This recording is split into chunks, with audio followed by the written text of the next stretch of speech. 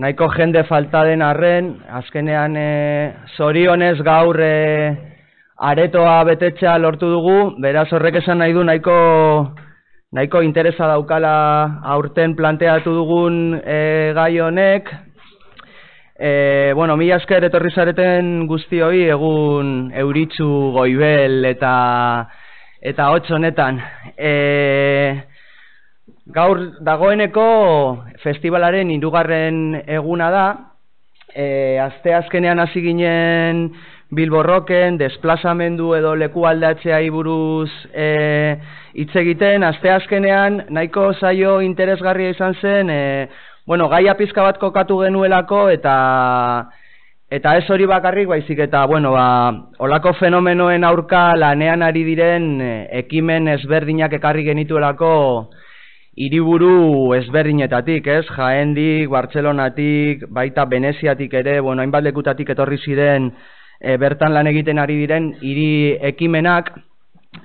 Eta gaur, hortan sakontzen saiatuko gara beste formatu baten, denbora gehiago izango dugu guzti honen inguruan hitz egiteko, eta baita jardunaldiaren bukaeran honen inguruan ere zuek ere galderak egiteko, eztabaidan aritzeko eta holan. Nahiko denbora izango dugu, ez bakarrik etorri direnei entzuteko, baizik eta zuek ere parte hartzeko. Os comentaba que, en primer lugar, muchísimas gracias por venir en un día como el de hoy, que no es muy apetecible para salir prácticamente ni de casa ni del trabajo, los que habéis dejado el trabajo, lo que sea. Es la 3ª jornada de este 6º Festival de Urbanismo Crítico, Urbanismo e Innovación Social. Este año sabéis que estamos hablando sobre los desplazamientos que se están produciendo en muchas ciudades, sobre todo en los centros históricos, y cómo hay ciertos movimientos que están desplazando a las poblaciones más humildes que viven en barrios deteriorados o en declive, ¿no? No voy a hacer como una introducción de nuevo de este tema. Supongo que los que habéis venido porque ya tenéis interés y conocimiento un poco en este tipo de problemáticas. Ya situamos el tema el miércoles. Hoy lo vamos a abordar en un formato que nos va a permitir, por una parte, abordar el problema desde distintas áreas. Siempre nos ha interesado abordar estas problemáticas de transformación urbana desde diferentes ámbitos, ¿no? Por una parte, desde el ámbito de la universidad, desde la responsabilidad que tiene la universidad en cuanto a investigar sobre este tipo de fenómenos, y también desde la responsabilidad social que tiene la universidad, que a veces la tiene un poco, como, en mi opinión, por lo menos, como un poco olvidada, ¿no? En ese sentido, hoy sí que tenemos a gente que está trabajando desde ese ámbito, no solo desde la investigación, sino haciendo propuestas directas de transferencia de eso que investigan al tejido social, ¿no? En ese sentido tenemos a Contested Cities, por ejemplo, a Michael Janoska, que yo creo que Contested Cities es uno de los grupos de investigación de la universidad que con más rigor, más profundidad está trabajando el tema y haciendo como esa transferencia también, ¿no? Social de la que os hablaba. Por otra parte, nos interesa también mucho ver de qué forma responde a este tipo de fenómenos el tejido social, las personas y los colectivos que de alguna forma están trabajando de forma más o menos organizada, ¿no? Y luego otra parte que para nosotros es fundamental, que tiene que ver con qué tipo de políticas públicas se están aplicando en este sentido. Entendemos que desde los movimientos sociales hay un trabajo como muy importante que hacer, pero realmente si no van acompañados de unas políticas públicas que trabajen por mitigar desigualdades e injusticias sociales, va a ser como muy difícil hacer frente a un fenómeno que no es tan local, no es tan de barrio, ni siquiera es municipal, sino que se sitúa en un contexto económico y político muy globalizado. En ese sentido también les hemos pedido a los ponentes, sobre todo a Álvaro también y a Michael, que nos den algunos ejemplos de cómo se está actuando desde el urbanismo, desde la arquitectura, en políticas públicas para hacer frente a este tipo de fenómenos. Y por último, como es un festival cultural, nosotros no dejamos de ser, aunque dentro del equipo hay arquitectas, urbanistas, agentes culturales, que planteamos toda esta serie de cuestiones, las abordamos desde el ámbito de la cultura, ¿no? De ahí que tengamos durante el festival como diferentes formatos que van desde las conferencias un poco más clásicas a presentaciones muy cortas como las que tuvimos el otro día de iniciativas, espacios de encuentro entre el tejido vecinal y los expertos que tienen más conocimiento del tema, paseos, talleres gastronómicos como el que tuvimos ayer, que fue maravilloso, exposiciones, etcétera. Sin más, os voy a comentar brevemente cómo va a transcurrir la jornada de hoy. Primero vamos a tener dos intervenciones, dos ponencias. La primera va a ser de Michael Janoska, la segunda de Álvaro Ardura. Vamos a hacer un pequeño break después de estas dos primeras conferencias. Nuestra idea era, y siempre lo solemos hacer, los que venís al festival sabéis que siempre en ese momento de descanso solemos ofreceros un café, unas pastas, unas galletas. No ha sido posible porque el único sitio donde podíamos ofreceros ese pequeño tentempié era la terraza, que es maravillosa, la terraza de Bilbo Arte, pero con este tiempo pues no hemos podido montar lo que teníamos pensado montar, con lo cual durante ese tiempo cogeremos 20 minutos, media hora, podéis salir a los bares de alrededor, ¿vale? Bajáis y a la izquierda tenéis un par de bares si queréis tomar un café, y si no, aquí también hay una máquina de café, o sea que a libre elección. Después vamos a tener a Left Hand Rotation. Nos interesa mucho también el papel que tienen los agentes culturales en todo este tipo de fenómenos, ¿no? Ellos son artistas, trabajan en el ámbito de la cultura y, bueno, nos van a explicar un poco no solo la responsabilidad que tenemos los agentes como posibles motores a veces de este tipo de procesos de desplazamiento, sino nos interesa mucho más también de qué forma están trabajando codo con comunidades en utilizar este tipo de herramientas, metodologías que vienen del arte y la cultura para acompañar a las comunidades en ese tipo de fenómenos que están tratando de frenar, ¿no? Los desplazamientos tienen unos proyectos muy chulos y muy prácticos que yo creo que fácilmente son replicables en cualquier otro contexto y lugar, ¿no? Vale, vamos a hacer una cosa. Después de comer, los que os hayáis apuntado a la comida, bueno, iremos todos juntos a esta otra actividad que hemos montado, y los que no os habéis apuntado a la comida que hemos organizado desde la organización, hay un encuentro que yo creo que empezamos a arrancar el año pasado y creo que funciona muy bien y que pretende un poco romper esa barrera que se da entre la gente que viene a dar una ponencia y vosotras y vosotros que sois el público interesado en este tipo de temas, ¿no? Es una cosa a la que llamamos Café Chobat, que va a suceder a las 4 de la tarde en el Museo de Reproducciones, y en la que os proponemos hacer una especie de citas con los ponentes que tenemos hoy, no solo con ellos, sino con la gente que se ha quedado del miércoles, de esas iniciativas que están trabajando, mayoritariamente iniciativas ciudadanas de distintas ciudades que están trabajando esta problemática, y que podéis tener un momento de poder charlar con ellos en un formato pequeñito, ¿no? Juntando a grupos de 4 personas. Podáis hablar de estos temas, intercambiar información, contactos, o hablar de qué malo es el tiempo. Agradezco pues, al equipo entero, ¿no? La organización de estas jornadas que me parecen absolutamente necesarias, y tanto esfuerzo de juntar durante varios días y poner el foco sobre desplazamientos. Probablemente, a mi juicio, uno de los efectos del capitalismo urbano contemporáneo más importante que podemos observar en las ciudades. También quisiera expresar mi gusto de estar en la mejor ciudad europea del año que viene. La mejor ciudad, si bien o sin embargo, no necesariamente es la ciudad más justa y más equitativa, y ahí quisiera comenzar a poner en duda qué significa ser la mejor ciudad y para quién significa ser tan bueno, y qué tipo de políticas públicas significan justificar ese tipo de discurso, ¿no? Para discutir el desplazamiento y en su relación la disposición, me gustaría comenzar con un viaje de alguna manera intercontinental a Río de Janeiro, que Río ha sido probablemente el ejemplo latinoamericano de intento de reestructuración al puro estilo barcelonés.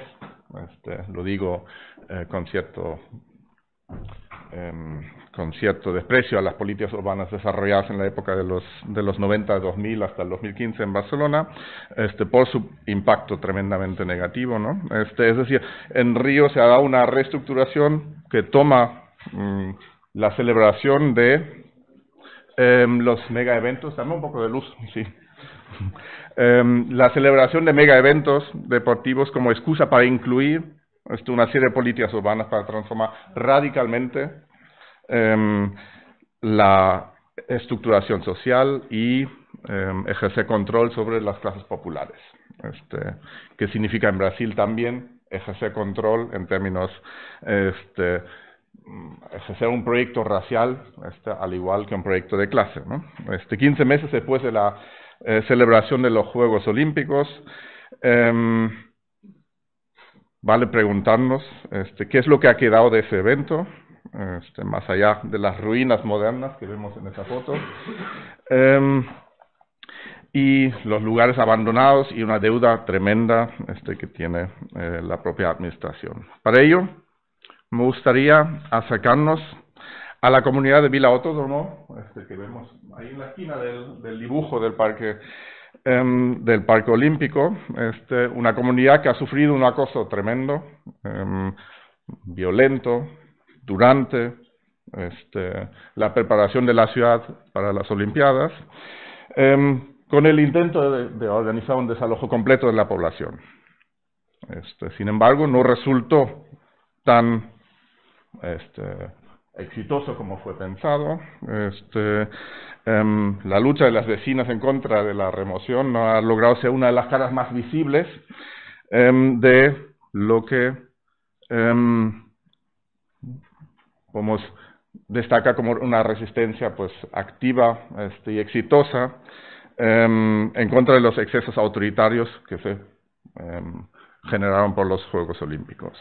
Con el apoyo de muchos movimientos sociales en la ciudad, pero también de todo el país, incluso a nivel internacional, con el apoyo de facciones pues comprometidas de la propia Academia Brasileira, con el activismo increíble de las vecinas, han podido torcer brazo al gobierno el local y lograr que tras la destrucción violenta ejecutada por las brigadas que vemos, las brigadas preolímpicas que vemos aquí en esa foto de la destrucción, al menos pues 2 docenas, creo que son 24 o 25 hogares que no cayeron en la tentación de vender y desplazarse,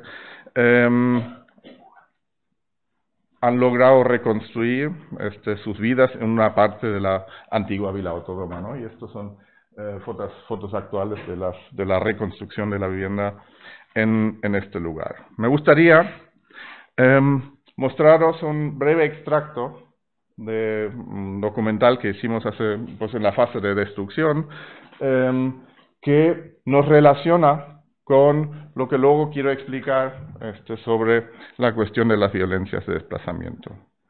Y aquí me pierdo con el...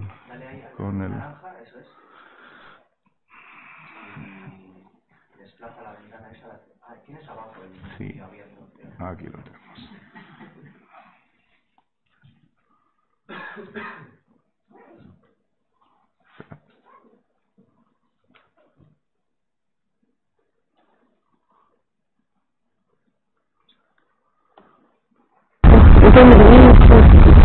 Entonces, en este documental intentamos documentar como punto de partida de una investigación y un trabajo comunitario que hicimos durante los siguientes años en Contested Cities, documentar, digamos, los propios procesos de desplazamiento y de desalojo violento que se estaban dando en aquel momento. Pues 1 minuto y medio de extracto de ese documental que podéis ver libremente en internet cuando ponéis Eufiko en Vimeo.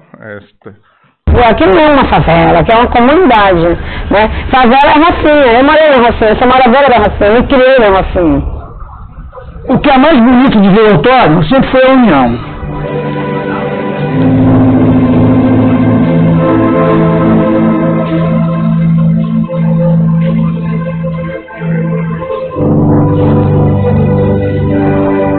Nós organizamos a comunidade e demos para ela uma segurança jurídica.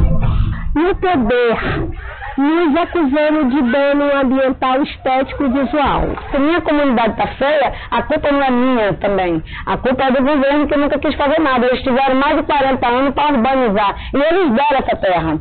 A prefeitura praticou essa política de precarização da comunidade com o argumento que é obras públicas, com o argumento que é Olimpíada, era fazer a remoção.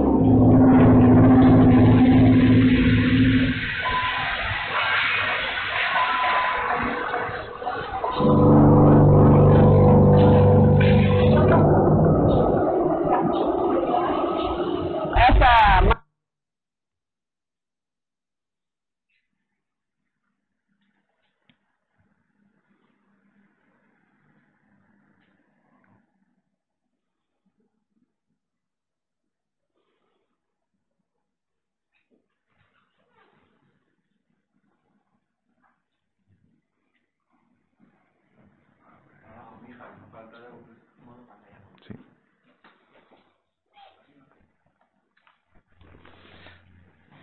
Entonces, este minuto y medio me parece fundamental porque de alguna manera aquí las vecinas nos explican una serie de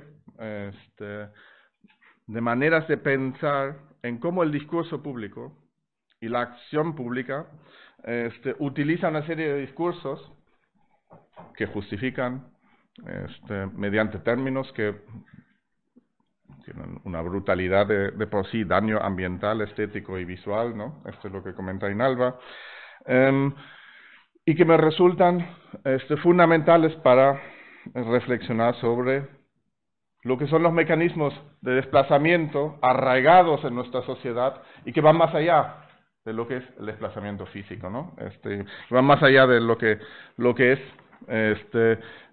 la expulsión directa de habitantes de un lugar, ¿no? Porque si la expulsión y el desplazamiento es exitoso o funciona, significa de que ha logrado conquistar a partir de una serie de discursos la mente y la concepción de la sociedad entera y de los habitantes y de todos los actores que están detrás de la propia del propio discurso de orquestar el desplazamiento.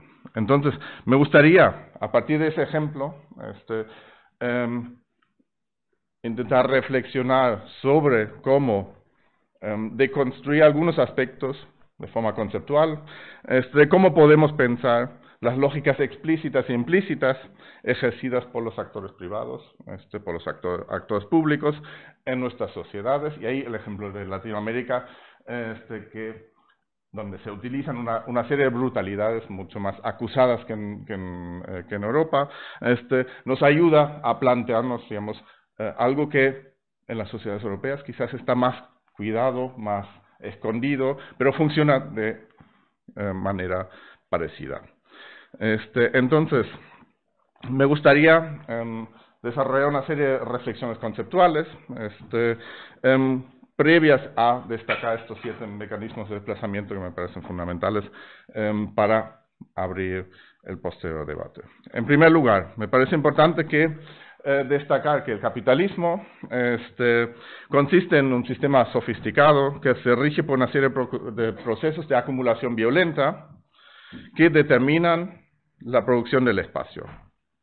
En ese sentido, y destacando que la violencia es el origen de la ley, esta se personifica en las formas de actuación de las instituciones del Estado, la propia policía y el ejército, y la autoridad soberana de utilizar la fuerza, incluso la fuerza mortal, ¿no? Cuando y donde le parece necesario y de forma arbitraria. Esa violencia se codifica y se ejecuta mediante la ley, transformándose así en una función legítima del poder soberano. Es el imperio de la ley que permite y fomenta la acumulación violenta en la cual se basa el capitalismo, legitimando los mecanismos violentos de la producción del espacio y de los desplazamientos que estamos observando. Estos procesos legales y sus efectos civilizatorios se enmascaran a través de los derechos de propiedad y logran de esta manera pues ocultar las violencias de la acumulación originaria o primitiva que está detrás del capitalismo. En tercer lugar, me parece importante resaltar la cuestión del estado de excepción, tal como fue concebido por George Agamben, es decir, la capacidad del poder soberano de actuar más allá de las reglas, de las propias reglas que estableció. Y esto implica que el Estado tenga una autoridad absoluta que transciende los principios de la legalidad. El estado de excepción, principio básico de lo que vimos en el propio documental en Río de Janeiro, el estado de excepción significa el monopolio de violencia, tanto mediante como más allá de la ley, es decir, el poder soberano per se. Y así, el capitalismo y sus proyectos civilizatorios se elevan a una posición que pueda exceder la ley cuando se requiere. Y esa relación es histórica, pues, desde la construcción del Estado-Nación, la propia construcción del Estado-Nación se basa en esos principios violentos, donde unos pocos ejercen autoridad para definir marcos de referencia de los demás, imponiendo identidades singulares y formas de actuar sobre el desarrollo espacial y de las ciudades determinadas. En cuarto lugar, el capitalismo contemporáneo, en su versión neoliberal y financiarizada, utiliza una serie de mecanismos que persistentemente fomentan la desposesión. La desposesión es lo que ocurre cuando las poblaciones pierden su tierra, su ciudadanía, sus medios de subsistencia para transformarse en sujetos de la violencia. Sin embargo, cabe señalar que solamente es posible ser desposeídos cuando ya nos encontramos en una situación de estar desposeídos. Y siguiendo a Judith Butler, nuestra interdependencia establece nuestra vulnerabilidad en relación a las formas sociales de desposesión, que no es otra cosa lo que en el discurso marxista sería la alienación. Finalmente, pues, cabe señalar que el hábitat, como destino material de acumulación y desplazamiento, o el espacio público, pueden resultar como aspectos fundamentales de comprender esos mecanismos espaciales del capitalismo contemporáneo, donde siempre se determina toda acción sobre el hábitat y el espacio público, pues desde la supuesta legalidad de la ley, que está arraigada pues, justamente en el primer punto que mencionaba.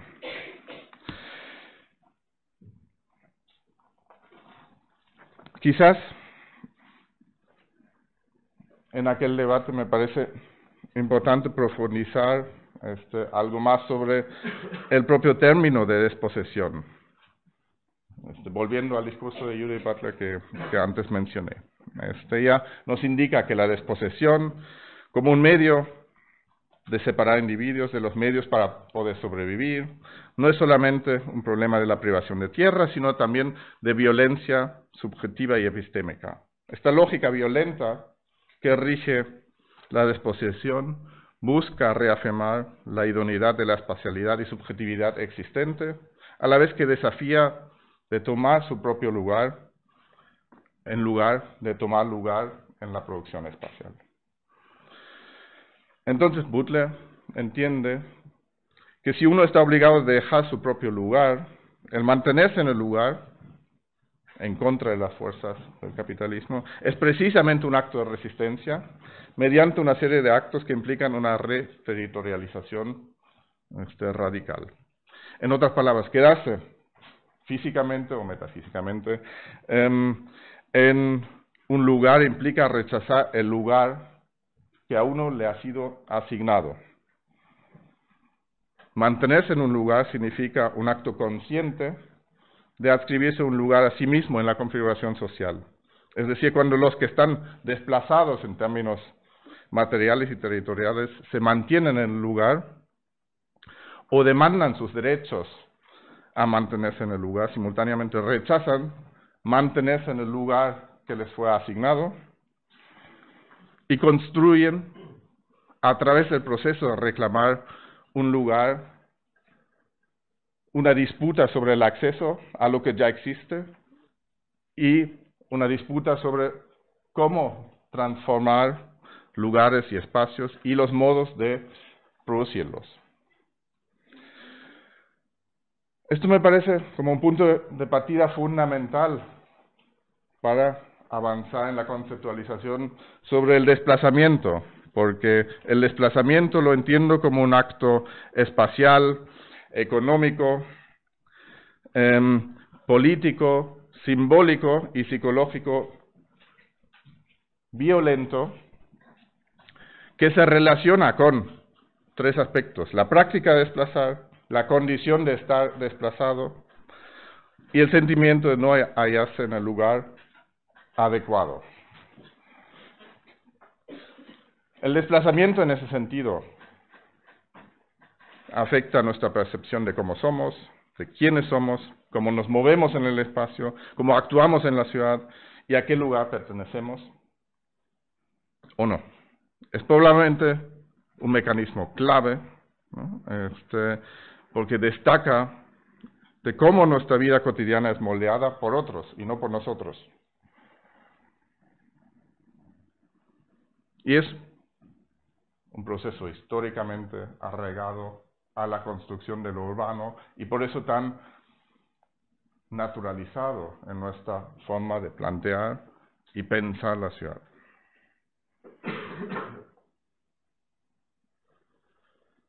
Entonces, si queremos avanzar y plantearnos la producción violenta del espacio contemporáneo de la ciudad, me gustaría entonces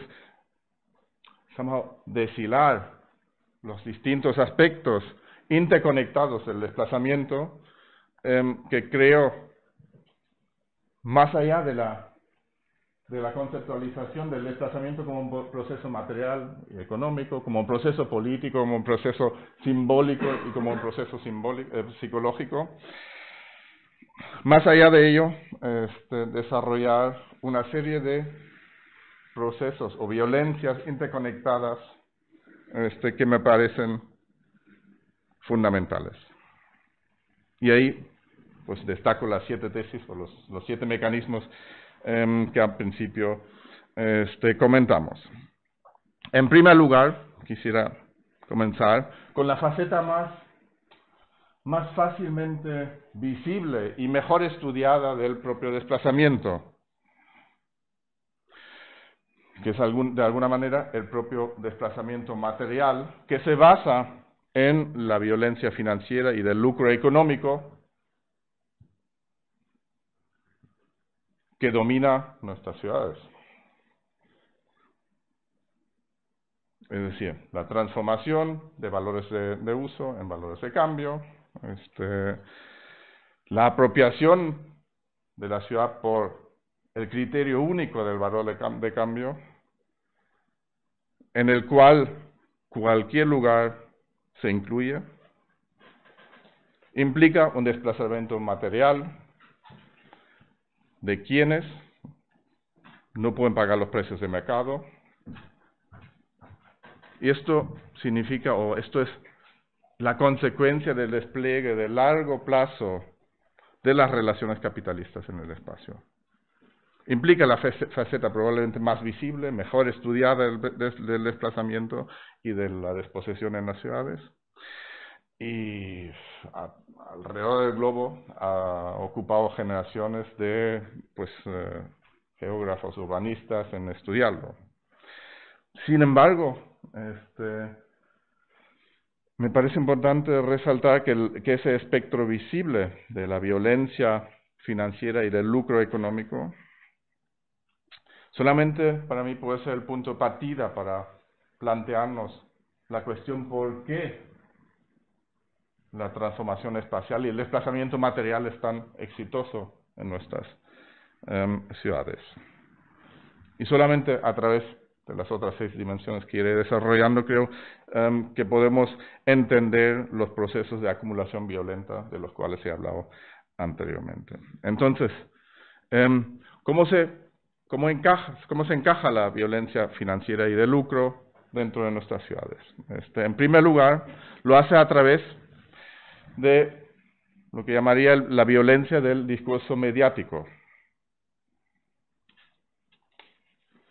Una violencia ejercida por los medios de comunicación, expresiones visuales y textuales con intereses específicos que normalmente están codificados, que expresan ciertas posiciones, a la vez que silencian posiciones discursivas alternativas y argumentos diacrónicos. Los discursos mediáticos constituyen el ámbito del equilibrio y el ámbito de negociación entre los diferentes actores, proporcionando hegemonía y legitimación a ciertas ideas que prevalecen sobre otras. Si bien son altamente arbitrarios y subjetivos, son capaces de estigmatizar a personas y lugares y producir sus realidades propias, fomentando prácticas de desplazamiento y desposesión en búsqueda de apoyo de las violencias de lucro económico. Entonces, la violencia del discurso mediático pues, se interrelaciona directamente como aspecto justificativo del lucro económico. En tercer lugar, me parece importante pensar y plantearnos la violencia de la masculinidad heterosexual como faceta histórica de la dominación masculina de y en la ciudad. Desempeña un papel importante para tejer las reglas invisibles de las estructuras de poder en nuestro capitalismo contemporáneo y en la ciudad contemporánea. Las ciudades son pensadas y construidas a partir de posiciones de poder masculino, e implican importantes violencias de género que se manifiestan en el propio espacio urbano. Fronteras invisibles que producen constantemente desplazamientos de ciertas subjetividades.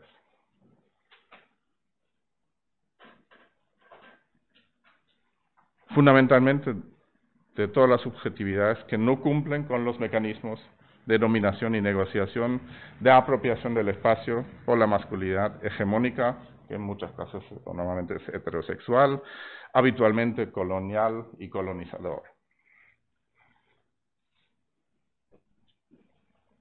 Se relaciona con los primeros dos discursos y las primeras dos violencias de forma intrínseca, porque digamos, al final la propia violencia del lucro es la transformación o la traducción de la violencia de la masculinidad en el espacio físico, ¿no? El siguiente aspecto sería la violencia del poder policial como expresión material de lo que sería la Fobópolis, la ciudad del miedo, que es un mecanismo central para desplazar y desposeer a las personas del propio espacio urbano. La violencia del poder policial ejerce control y disciplina sobre los cuerpos y sobre los hábitos y define, al igual como antes discutimos en relación al estado de excepción, de forma arbitraria, qué tipos de usos en el espacio se permiten y qué otros usos se sancionan. Podemos pensar desde las terrazas, desde todo lo que significa la apropiación del espacio público regulado en nuestras ciudades, cómo el poder policial es capaz de crear los objetos de persecución y criminalizar los hábitos cotidianos, mientras que protege otros hábitos o los desplazamientos materiales que se basan en la aplicación de la supuesta ley, siendo, de alguna manera, el poder policial el brazo armado de la legislación. Esto nos relaciona de forma directa con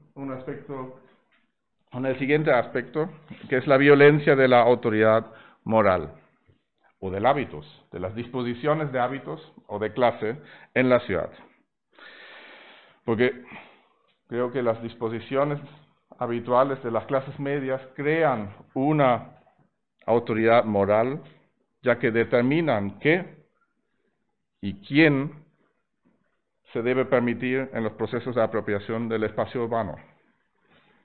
Ese tipo de autoridad moral conlleva la estigmatización de todo tipo de diferencia que va más allá de lo que está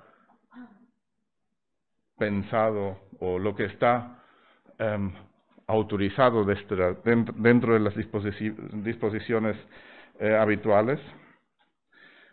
De cualquier cosa que se aleja del ideal de las clases medias, sean las disposiciones de trabajadores sexuales en la calle, personas sin hogar, refugiados, migrantes, pero también los niños, los viejos, los pobres, o cualquier discurso que se estigmatiza como o mediante una autoridad moral. Mediante la violencia de la autoridad moral se crea un fuerte dispositivo de desplazamiento y desposesión que actúa sobre todo en términos simbólicos, así como sobre la condición psicológica de las personas. Y esto incluye a veces celebrar la diversidad en la ciudad, hasta el grado que sirve para justificar los desplazamientos de ciertos sujetos, ¿no? Y de ciertas costumbres. Y para eso podemos encontrar, pues, creo que cientos y cientos de ejemplos y un trabajo empírico rico en cualquier ciudad en la cual nos aproximamos a procesos de desplazamiento. Sin embargo, la cuestión de la violencia de la autoridad moral tiene una segunda faceta o una directa relación con lo que es la estética. Y eso ahí nos relacionamos con el discurso inicial del propio debate de los habitantes en Vila Autódromo. La estética, pues, normalmente es un elemento central para abordar simbólicamente aspectos de inclusión y exclusión.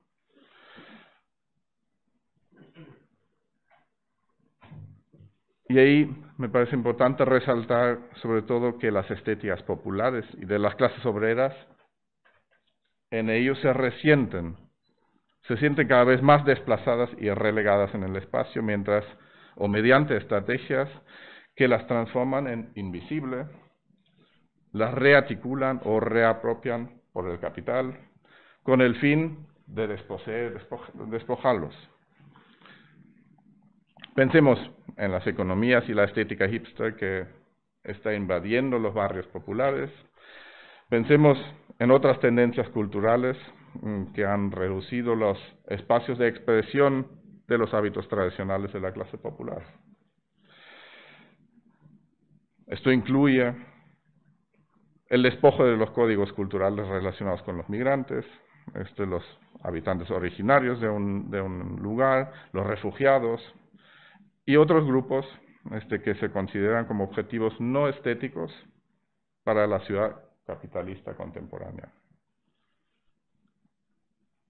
Y ahí se incluirían también los hábitos comerciales específicos que tienen lugar, por ejemplo, pues en mercados tradicionales o en espacios que sobre todo sirven a personas con bajos recursos. Es decir, nos encontramos ahí frente a un recurso poderoso que justifica de forma incluso prediscursiva los procesos de desplazamiento y desposesión. Finalmente, como último punto, en esa línea argumentativa, me gustaría destacar la violencia de lo que llamo de la arquitectura. Pues aquí con fotos de la ciudad de Santiago de Chile, que creo que nos ilustran pues, mediante esa transformación del espacio construido, pues lo que puede ser el impacto de una arquitectura planificada y no planificada, ya que la arquitectura pues tiene el sentido de encarnación y representación ideológica de cada época en la cual vivimos, y tiene un enorme potencial para trazar las líneas de inclusión y exclusión en nuestras ciudades. Esto puede ocurrir a través de la arquitectura del espacio público, para crear barreras simbólicas, segregar y controlar la población. Pero me parece especialmente relevante cuando la arquitectura es apropiada por hábitos emergentes, por ejemplo, pues, toda la transformación de la arquitectura del siglo XIX, que se ha convertido en objeto de deseo pues, de residentes de clase media alta, o las fábricas que se han transformado en centros culturales, o la apropiación de la vivienda de la posguerra pues, por ciertos grupos en procesos de renovación, y pues esto relaciona, me parece claramente, digamos, con algunas de las facetas que estamos viendo pues en muchas ciudades españolas también, pues, y creo que Bilbao es uno de los ejemplos fundamentales de cómo a través de la arquitectura se ha ido creando una serie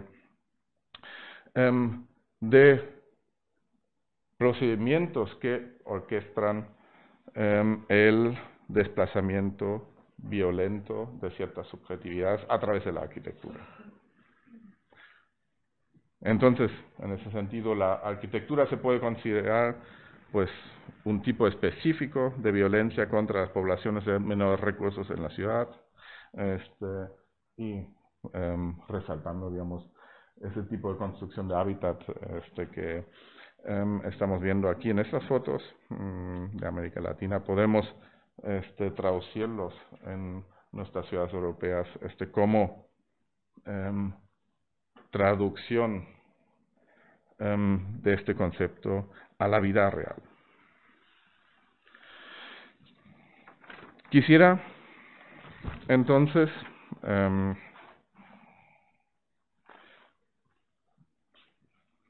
cerrando, digamos, mi discurso y abriendo cuestiones de cómo aplicar o transformar esta propuesta de pensar el desplazamiento a los estudios concretos sobre transformaciones en nuestras ciudades. Quisiera en ese sentido cerrar también con una serie de conclusiones conceptuales, volviendo a las 5 dimensiones que anteriormente estaba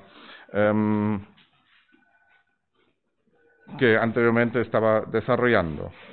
Entonces, volviendo a ello, si el capitalismo pues se organiza los procesos de acumulación como imperio de la ley, sería para mí aquí la cuestión de qué método y qué formas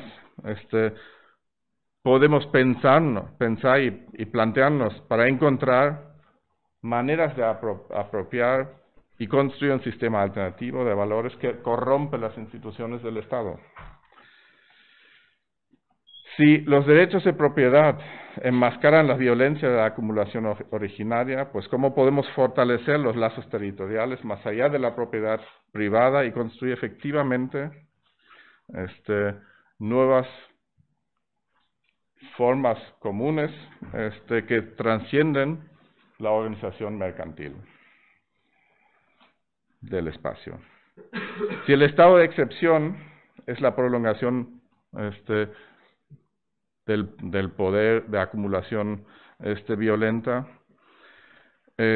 ¿cómo logramos argumentar a favor de implementar una propuesta radicalmente diferente que subvierte y transforma las lógicas fundamentales de la modernidad, del positivismo, de lo que podemos considerar avanzado y productivo, y cómo podemos realmente descolonizar nuestra forma de pensar el capitalismo tal cual. Si la desposesión es la lógica imperante de nuestro entorno, nos tocaría plantearnos entonces cómo plantear la reacción a la desposesión fuera de la lógica de la posesión, que es el sello distintivo de la modernidad y el liberalismo, es decir, romper con las lógicas de apropiación, posesión y propiedad como patrimonio primario de la personalidad propia de cada humano.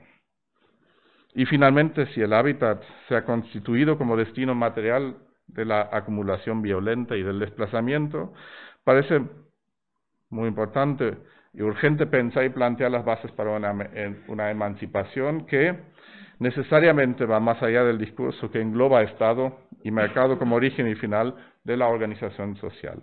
En ese sentido, el espacio público, en su sentido de esfera y proceso agonístico que contrarresta al poder público estatal, sería importante replantearnos. Estos procesos romperían con las lógicas de la acumulación violenta y tendrían, si se basan en la propuesta de democracia radical, de interacción no predeterminada, pues la capacidad de fundamentar un modelo organizativo diferente. Esto, al igual, digamos, que todos los planteamientos que he ido desarrollando, es un proceso en construcción en el cual entender el desplazamiento de forma nítida e interconectada creo que nos ayuda en promover formas y métodos de combatirlo y de idear a la vez pues una forma de pensar y plantear el mundo de otra manera y nuestras ciudades de otra manera.